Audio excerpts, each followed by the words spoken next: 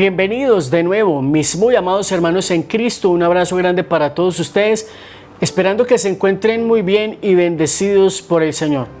Hoy, miércoles 14 de febrero de 2024, iniciamos la Cuaresma. Hoy, miércoles de ceniza, la Iglesia nos propone realizar el ejercicio espiritual de la Cuaresma, que nos motiva para caminar espiritualmente con el pueblo de Israel, que estuvo 40 años en el desierto antes de llegar a la tierra prometida, y también imitamos a Jesús, que fue tentado durante 40 días y 40 noches. El propósito de la Cuaresma es invitarnos a vivir un proceso de transformación y de conversión. También hay otro texto en el Antiguo Testamento cuando Jonás es enviado por Dios a predicarle a la ciudad de Nínive. Dentro de 40 días Nínive será destruida, y es algo que está anunciando Jonás a causa del pecado de aquella ciudad. ¿Y qué nos dice la palabra? Que desde el rey hasta los animales se vistieron de saco y ceniza y comenzaron a hacer un proceso de transformación, detrás del cual Dios dice que no va a destruir a la ciudad de Nínive porque ha visto su conversión, aunque posteriormente hay una destrucción sobre la ciudad porque vuelven al pecado. Pero el propósito de nuestra Iglesia Católica es que vivamos este tiempo de camino cuaresmal en el proceso de la conversión, acercarnos a Jesús, dejando atrás nuestro pecado, practicando el ayuno, practicando la oración, practicando la caridad. 3 medios a través de los cuales nosotros le entregamos nuestra voluntad a Dios, nos volvemos a Él, le adoramos, le bendecimos, pero también practicamos la caridad con los hermanos que nos necesitan, porque de alguna manera nuestra expresión de fe tiene que salir de nosotros para ir al encuentro de Dios e ir al encuentro del hermano. Porque, como dice Jesús, vengan benditos de mi Padre, porque estuve hambriento, sediento, desnudo, fui forastero, estuve en la cárcel, estuve enfermo, me visitaron, etcétera, etcétera. Señor, ¿y cuándo te vimos nosotros hambriento o sediento, o te vimos forastero, o te vimos desnudo, o te vimos enfermo, o te vimos en la cárcel? Cuando ustedes practicaron estas obras de caridad con mis hermanos, lo hicieron también conmigo. Qué bueno entonces que nosotros nos introduzcamos en este camino cuaresmal para iniciar un proceso de conversión que nos lleve a vivir una celebración de la Semana Santa, de la Semana Mayor, cada vez más cerca de Dios, viviendo una vida conforme a su corazón. Pero por este tiempo también comienzan a salir muchos no católicos para ridiculizar, atacar, criticar las prácticas espirituales de nosotros los católicos, que dicen que no leemos la palabra de Dios, que dicen que no hacemos oración, que dicen que vivimos en pecado. Y es que Jesús mismo dice en la Sagrada Escritura: yo no he venido a llamar a los que están sanos, sino a los enfermos. Yo no he venido por los justos, sino por los pecadores. Y la Iglesia, mis queridos hermanos, es eso: un hospital de enfermos, de pecadores que necesitan caminar en un proceso de renovación espiritual para volver a Dios. No dejemos que nos critiquen, pero tampoco entendamos mal el proceso de ser un hospital de enfermos. Cuando usted está enfermo, mi amado hermano, y usted va al hospital, ¿para qué va usted al hospital? ¿Para contagiar al médico? ¿Para contagiar a la enfermera? ¿Para contagiar a los demás? No, usted va porque no soporta el dolor, porque no soporta la enfermedad, y usted va porque quiere que sea curado. porque usted quiere ser sanado, porque las consecuencias de la enfermedad y el dolor son cosas que no son gratas para el ser humano, y por eso el ser humano tiene por naturaleza ese deseo de alejarse de todo aquello que le produzca dolor y enfermedad. Y qué más grande dolor en nuestras vidas que el pecado, que es el que nos puede apartar de Dios. Por eso muchas personas a veces tienen dinero o no lo tienen, tienen fama o no la tienen, tienen riquezas o no la tienen, tienen trabajo o no lo tienen, y viven en depresión y en angustia. No porque tengan o porque no tengan, sino porque les está faltando Dios, porque el pecado aísla de Dios, y cuando llega la maldad a nuestro corazón, nuestro espíritu internamente está clamando a Dios que le devolvamos la gracia. Y por eso a veces nos encontramos con tantas personas que no le encuentran sentido a la vida o que están deprimidas, incluso dentro y fuera de la iglesia, porque uno puede estar viviendo en la iglesia pero no está viviendo en el camino del Señor, y por eso está allí y ve que no le encuentra sentido a nada, no se siente feliz, no se siente dichoso, va a la iglesia y no le encuentra sentido a la Eucaristía, a la oración. ¿Por qué? Porque no es que esté en el lugar equivocado. Estar en la iglesia es estar en el lugar correcto, pero la condición de pecado es lo que nos genera esa insatisfacción, esa zozobra, eso de que yo no me siento bien aquí. Claro, estoy en el lugar correcto, pero mi alma no está en comunión con Él, mi alma no está en paz con Él. Entonces por eso, así yo vaya a la iglesia, así yo vaya a la fiesta, así yo me vaya de viaje, siempre va a haber ese vacío, ese sentimiento en el corazón, porque es mi alma clamando que le devuelva la comunión con Dios. Y cuando vuelve la comunión con Dios, el alma se llena de regocijo, se llena de alegría. Primera lectura de Joel, capítulo 2, versículos 12 al 18. Oídos atentos, porque aquí vamos a encontrar varias cosas que nos van a ayudar a entender para quién es el camino y el ejercicio espiritual según la voluntad de Dios y no según el capricho de los hombres. Ahora, oráculo del Señor, conviértanse a mí de todo corazón, con ayunos, llantos y lamentos. Rasgad vuestros corazones y no vuestros vestidos, y convertíos al Señor vuestro Dios.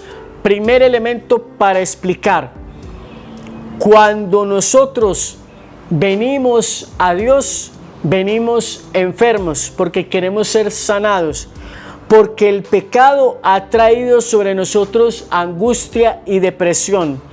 Vengamos con ayunos, vengamos con llantos, vengamos con lamentos, y tenemos que venir humildemente, rasgando nuestro corazón por la contrición de haber ofendido a un Dios tan bueno, y volvámonos a Él de corazón para que nos sane.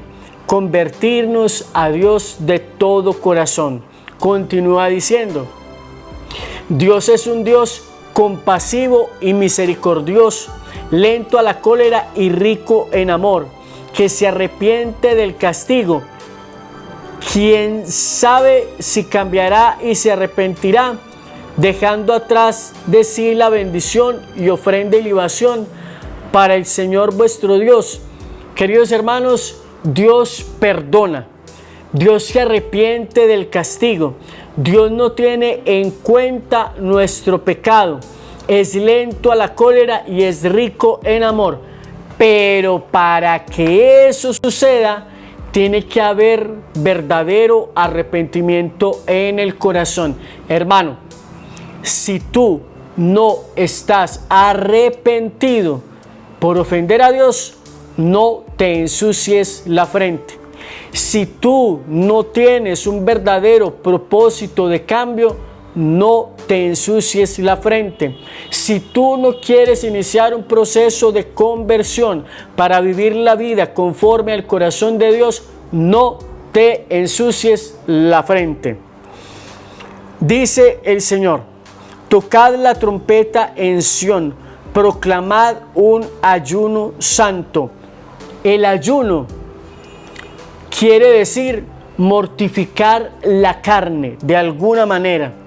El ayuno es para que nosotros aprendamos a sacrificar en nosotros algo que nos gusta o algo que nos agrada, para con ello pedirle a Dios que nos devuelva el control sobre nuestra vida, porque hemos perdido el control sobre nuestra vida a causa de que ya no somos señores y dueños de nuestra vida, sino que el Señor de mi vida es la prostitución, el alcoholismo, la drogadicción, la pornografía, y todo eso me tiene sometido, la mentira, el odio, el engaño, el orgullo, y tengo que ayunar para que Dios me conceda la gracia de recuperar el dominio propio y así tener la voluntad para entregarle mi vida y salir del pecado. El propósito del ayuno, un ejercicio espiritual que me ayuda a recuperar el dominio y el señorío sobre mi persona, que es el orden de las cosas según Dios, que el ser humano domine sobre las cosas y no que las cosas dominen al ser humano. Cuando una persona es feliz en el alcoholismo, en la drogadicción, en la prostitución, en la pornografía, no es que él esté viviendo su vida en libertad, haciendo lo que le gusta, sino que ha sido sometido por esas cosas que se han enseñoreado de él y le han hecho perder tanto el control de su vida, que al punto de eso, por todo este tipo de cosas, pierden la comunión con Dios y pierden la amistad con los demás. Cada vez que alguien le diga, estás cometiendo pecado, esa persona se llena de ira, esa persona se llena de rabia y esa persona se siente de alguna manera, ¿quién es usted para juzgarme? No me juzgue. Si no me juzga Dios para que me venga a juzgar a usted, querido hermano, entienda que usted está defendiendo su pecado, no porque usted sea libre, no porque usted lo está haciendo porque usted es el dueño de su vida y usted tiene el control y está haciendo eso porque quiere, sino porque usted ha perdido el control sobre esa situación que lo está dominando y lo lleva a dejar a su esposa, a su esposo, a sus hijos, a serle infiel a su pareja, a los principios, a los valores, pero sustancialmente serle infiel a Dios. Dice la palabra de Dios: convocad a la asamblea. ¿Para quién es el llamado? ¿Para quién es el llamado? Convoquen a la asamblea. Reunid a la gente. Santifiquen a la comunidad. Llamar a los ancianos. Congreguen a los muchachos, a los jóvenes y a los niños de pecho. ¿Podrá un niño de pecho entender de conversión, entender de ayuno, entender de sacrificio? No. Humanamente hablando, no. Pero lo dice la palabra de Dios, repito, Joel capítulo 2 versículos 12 al 18. Y dice: y a los niños del pecho salga el esposo de la alcoba y la esposa del tálamo, es decir, abandonen esa vida conyugal para dedicarse a Dios, a la oración. Entre el atrio y el altar lloren los sacerdotes, servidores del Señor, y digan: ten compasión de tu pueblo, Señor. No entregues tu heredad al oprobio ni a las burlas de los pueblos. Es decir, queridos hermanos, que desde los más ancianos hasta los recién nacidos, los niños de pecho, todos están convocados y llamados a vivir este proceso espiritual al que Dios nos está llamando. Y que se invoque la misericordia de Dios sobre el pueblo y que Dios no entregue a su pueblo al oprobio, al agravio de los demás pueblos, a la burla de los demás pueblos, mírenlos, y es que muy creyentes, y mírenlos cómo están de llevados, mírenlos cómo están de mal. ¿Por qué van a decir las gentes, ¿dónde está su Dios? ¿Qué hubo pues? Usted no pues que es tan religioso, usted no pues que cree tanto en Dios, ¿cómo es que está así pues de mal y de llevado? ¿Por qué? Porque cuando el pecado nos somete, nos hace perder el horizonte, y cuando perdemos el horizonte nos pasa lo que nos está pasando a nivel mundial, que hay odios, que hay resentimientos, que hay muertes, que hay venganzas, que hay destrucción del hogar, de la familia, de las instituciones, palabras más, palabras menos, están llevándose a un montonón de gente por delante, se los están llevando por delante para destruirlos, personas que actúan de alguna manera más inteligentemente que aquellos que decimos ser cristianos, porque los cristianos nos estamos dejando llevar y someter por todo nuevo modelo que ellos nos están presentando de manera absurda, como si fueran buenas cuando son cosas malas, pero que ellos saben que esas cosas nos van a destruir. ¿Por qué? Porque nos hacen perder el buen juicio, porque nos hacen perder la razón, porque hacen que nos destruyamos y nos dañemos unos a otros, porque hace que seamos egoístas, porque hace que destruyamos nuestros hogares, nuestras familias, que me importe un pepino el otro, que pesar del otro, lo que le pase al otro, pero yo vivo mi vida y el otro que se defienda como pueda, llevándonos en un egoísmo sin sentido. Queridos hermanos, estamos ante un imperio mundial que está queriendo someter al resto de la humanidad para destruirlo, y cuando nosotros no vivimos en el amor y en la presencia de Dios, le estamos dando a ellos con consentimiento el visto bueno para que nos vuelvan nada. La única manera de nosotros recuperarnos y salvarnos de toda esa programación maquiavélica y destructiva que están queriendo ejercer sobre nosotros es volvernos a Dios humildemente, para que nos devuelva el amor, para que nos devuelva el sentido común, para que nos devuelva la pureza y para que nos devuelva el sentido común y el amor hacia el prójimo.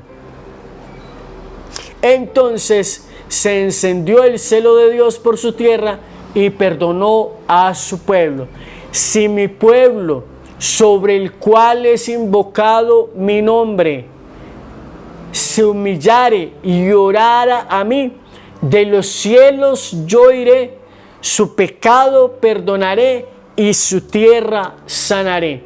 La única forma por medio de la cual nosotros podemos ser sanados, restaurados y liberados es por el amor y el poder de Dios. Voy avanzando rápidamente porque se nos va a acabar la pila del micrófono y ahí sí me queda mal el video. El salmo que se nos propone para este día es el Salmo 50. Misericordia, Dios mío, por tu bondad, por tu inmensa compasión, borra mi culpa. Un salmo que se puede convertir en oración humilde de un corazón que quiere volver a Dios. Y el Evangelio rápidamente nos habla de que en Mateo capítulo 6, versículos del 1 al 6 y del 16 al 18. En aquel tiempo dijo Jesús a sus discípulos: cuídense de no practicar su justicia delante de los hombres para ser visto por ellos. Es decir, no hagan nada por apariencia ni por hipocresía. Ustedes no tienen que ver que nadie los esté observando, sino que su conversión en su corazón sea real, porque de lo contrario ya tendrán su recompensa. Aquellas personas que hacen las cosas para ser vistos por los demás, eso que recibieron de reconocimiento de los demás o de pago, es el pago que iban a recibir, y dejan de recibir la bendición de parte de Dios. Por lo tanto, cuando hagan limosna, no anden tocando la trompeta: yo hice caridad con fulano, con perano, con sutano. ¿Por qué? Porque entonces así recibirán la recompensa. ¡Ay, qué bueno es este hombre! Pero no recibirán la recompensa de parte de Dios. Qué bueno que nosotros, hermanos, también dice la palabra que esto lo hacen los hipócritas para ser vistos y reconocidos por los hombres. Ya hemos dicho que cuando esto sucede, simplemente ya recibieron su recompensa. Y dice también, por otro lado, cuando oren, no sean como los hipócritas a quienes les gusta orar de pie en las esquinas, en las sinagogas, para que todo el mundo los vea. Uy, que esta persona tan piadosa que es, tanto que ora. Uy, pero como está de cerquita a Dios, ya recibió su recompensa. Él dice, usted al contrario, cuando ore, entre en su cuarto, cierre la puerta y su Padre que ve en lo secreto lo recompensará. Esto no habla de encerrarse en el cuarto físico. Esto habla es de entrar en intimidad. Yo puedo ir en el bus y nadie sabe que yo voy orando. Yo puedo estar en el colegio y nadie sabe que yo estoy orando en mi corazón. Es hablarle a Dios desde la intimidad del corazón. Más allá que encerrarme en una habitación física, es entrar en la intimidad de mi corazón y en mi corazón hablarle a Dios, donde solamente Dios me puede escuchar. Cuando ayunen, no pongan cara triste como para que los demás vean que están ayunando. No. Píntense, arréglense, vístense, perfúmense y que nadie sepa que ustedes estén ayunando, para que su ayuno lo vea solamente Dios, y Dios que lo ve en su corazón le recompensará. Ahí básicamente termina el texto, palabra del Señor. No leo el texto literal porque se me apaga el micrófono y hasta ahí llego. Simplemente les estoy explicando una cosa, mis amados hermanos. Las cosas no han de ser hechas para ser vistos por los demás. Las cosas han de ser hechas en lo posible, en lo secreto. Si yo voy a bendecir a alguien con una ofrenda, que solamente lo sepa esa persona y nadie más. ¿Por qué? Porque se la tengo que dar. Pero no para que los demás se den cuenta, ay, ese Omar como es de bueno, de caritativo. No.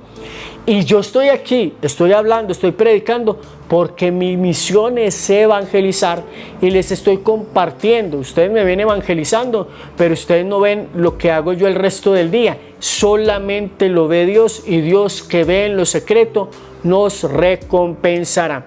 Y quiero un último texto antes de que se cierre el video, y es, y Dios dijo, voy a leer el Ezequiel capítulo 9 versículo 4.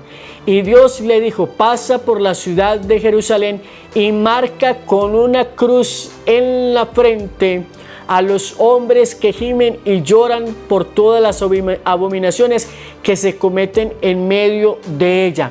Aquellas personas que constantemente están viendo la maldad de los demás y se lamentan delante del Señor por tanta maldad que hay en el mundo. Esas personas que están orando por los demás, pidiendo la conversión de los demás, orando para que los demás se conviertan, que quieren que se establezca el reino de Dios en los cielos, serán marcados con una cruz.